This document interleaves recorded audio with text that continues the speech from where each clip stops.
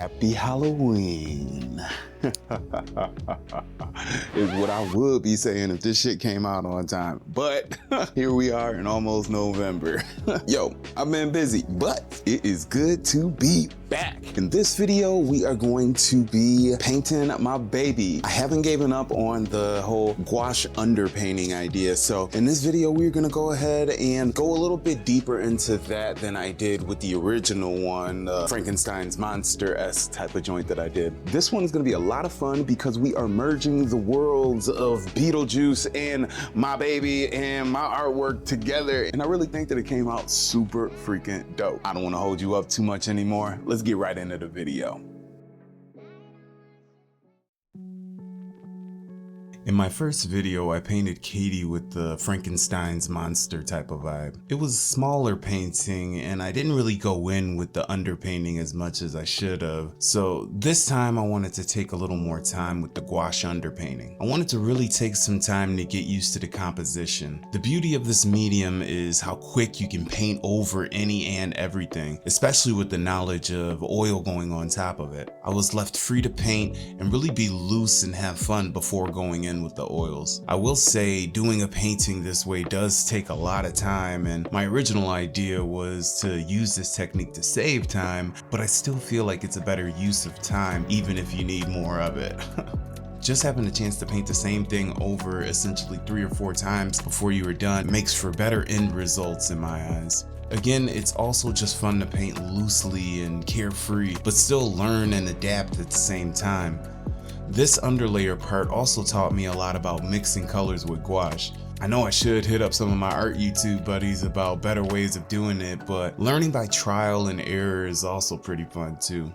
And I think I've picked up a lot of better ways of mixing during this process. I can't say that I'll start using gouache on every painting, but I think it's best that I do on projects where I'm a little bit more intimidated by the project and want a little more time to study the composition and study what I'm doing a little bit better to get used to doing the painting.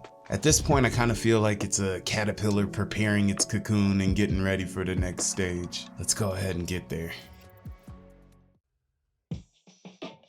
So I've been sitting on the idea of watching a new Beetlejuice movie. I know in my soul that every reboot is going to be 10 times worse than the original, but I just got this little voice in my head that says, go on, Chuck, at least scratch that little nostalgic itch just a little bit. And I end up just feeling dirty at the end, like watching You Know What during your little no-no time. And a little bit of my soul is left pissed, feeling like, look how they massacred my boy. So after I came up with the idea of painting this, I told myself, if I'm gonna do this, it's gonna be with only the knowledge that I have from the original movie and that effing dope cartoon OG Beetlejuice. As I write this script, I still haven't even watched the movie yet and wondering if I ever will. Would any of you ever be down to like hop on a Discord and we could just do like a group little movie watch together? I don't know. Let me know in the comments if something like that sounds fun to you.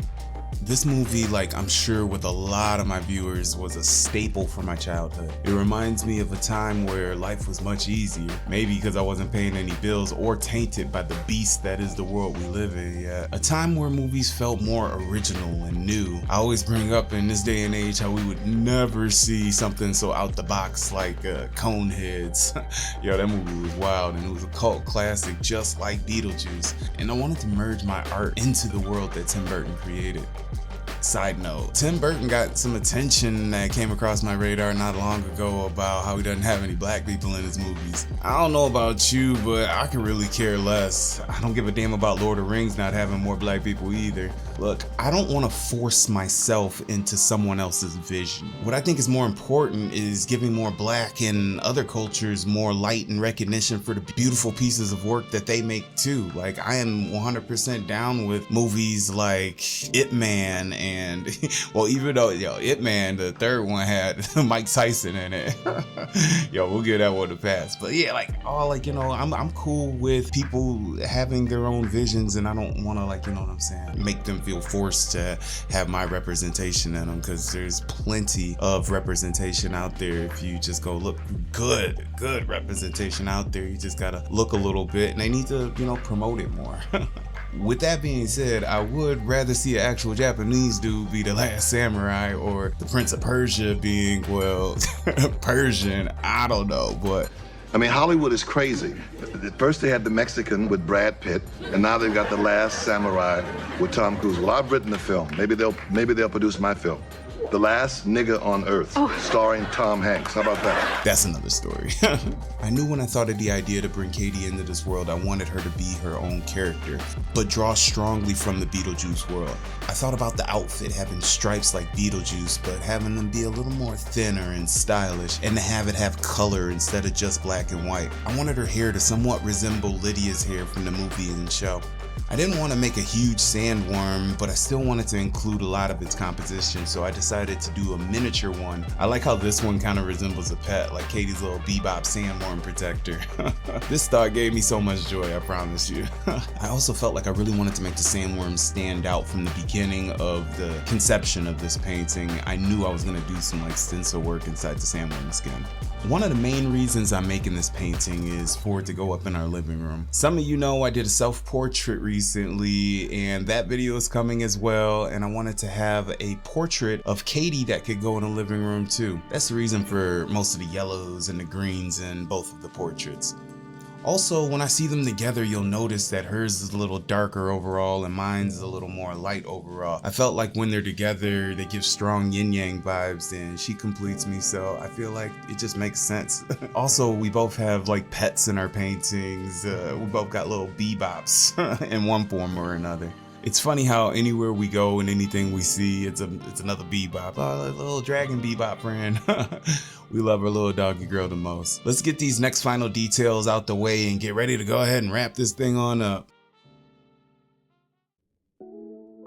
All right, so during this part, I am really just fine-tuning things. Like, I've got my style down now that I think that I have my little wooden side pieces that I like to put on my things. That's kind of like a staple to my joint. It has some of the stenciling in it, you know, and during this last little part, I'm just making sure that everything is good, finishing up the chair, finishing up this and that, and just bringing it all together. And this part was a lot of fun, just seeing it all really come together. I know in the last section, I talk about how I could see that the one that I did of myself and the one that I'm doing of Katie they're kind of like light and dark and come together with that yin yang feel. And like during this part of the painting is when I really started to see that come to life, especially when putting my portrait up next to hers. And I think it just looks really cool. I really wish that I would have incorporated some gold leaf. I wanted to do some gold leaf inside of the sandworms, but in the last minutes I was up there like, nah, I ain't gonna put no gold leaf on here, best this thing up, because that was definitely a possibility, especially when I do gold leaf in the beginning. Paintings always, they're fine and whatnot, but putting gold leaf on after I've already painted something is the pain of my existence, I swear to God. But anyway, yeah, we're just wrapping this thing up. Yo, thanks so much for coming out, and yeah, let's go ahead and get this thing done.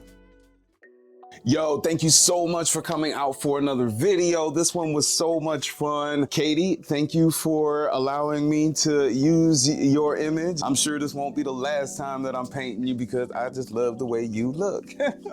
This was so fun, and like I said, the video for the portrait that I did of myself, that's coming soon. You know, I've been sitting on it a while. I really love the way that the painting came out, and if you follow me on Instagram, you've probably seen it already and know what it was for and whatnot. But yeah, I wanted to get this video out first because I just like this painting so much. I love it.